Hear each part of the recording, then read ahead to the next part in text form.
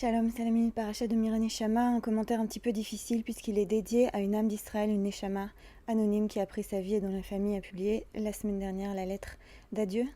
C'était un survivant du festival Nova le 7 octobre qui a été témoin d'un crime atroce, de l'abus d'une jeune femme avant qu'elle soit tuée et qu'il n'a pu sauver et il n'a pas pu supporter sa culpabilité. Et quel est le lien avec la paracha? Le lien, c'est celui du désir de chair. La paracha nous parle de désir de viande.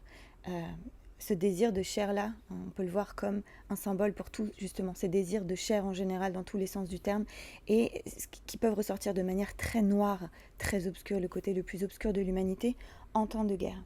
Et ce que nous dit la paracha, ce que nous enseigne la paracha, c'est précisément de ne pas faire ce qui a été fait ce jour-là, par d'autres êtres humains.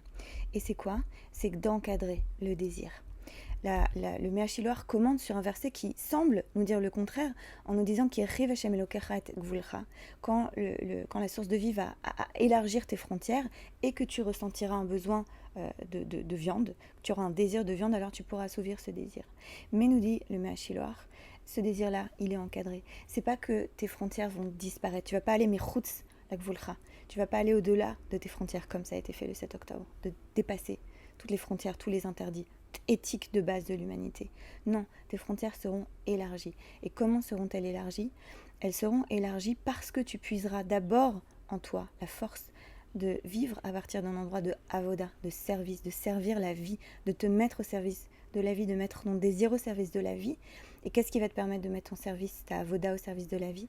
C'est de cultiver cette qualité, cette mida de ira, de grande révérence, de grand respect pour la vie, ce qui a été complètement piétiné le 7 octobre.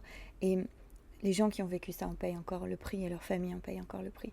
Et donc voilà, une fois de plus, l'actualité incroyable de la Torah, cet impératif, alors que la guerre continue pour nous tous, de montrer un grand respect pour la vie, de nous montrer dignes, de tous nos désirs de chair qui sont profondément humains, qui sont permis, mais qui doivent être encadrés à partir de ce grand désir, à partir de ce grand respect de vie, d'abord de vie. Shabbat Shalom.